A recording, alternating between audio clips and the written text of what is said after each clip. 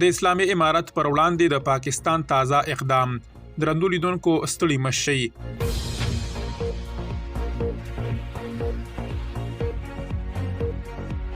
د پاکستان د استخباراتو لوړپوړی پلاوی په استنبول کې د اسلامي امارت ضد جهادي مشرانو سره ګوري.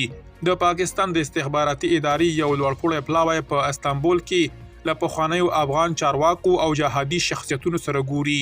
باخبره سرچینو افغانستان انټرنیشنل ته ویلي دا پلاوی د صلاح الدین رباني، عبدالرشید دوستم، عبدالرب رسول سیاف، محمد محقق او کریم خلیلي په څیر شخصیتونو سره ویني.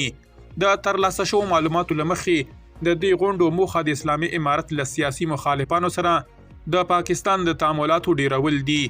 د دې ترڅنګ په اسلام آباد کې د دې ډلو د سیاسي دفترونو د بیا پرانستلو او همدارنګه د پاکستاني طالبانو پر وړاندې په مبارزه کې د ګډې همکارۍ په اړه هم بحثونه کیږي.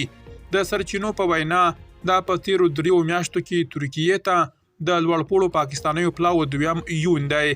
د اسلامي امارت له مخالفانو سره د ISI چارواکو لیدنه له افغان سیاسي مشرانو سره د اړیکو د پیاوړتیا او د سیمه ایزو ننګونو لپاره د ګډو حل لارو موندلو لپاره د پاکستان د مخ پر ډیریدونکو هڅو ښودنه کوي.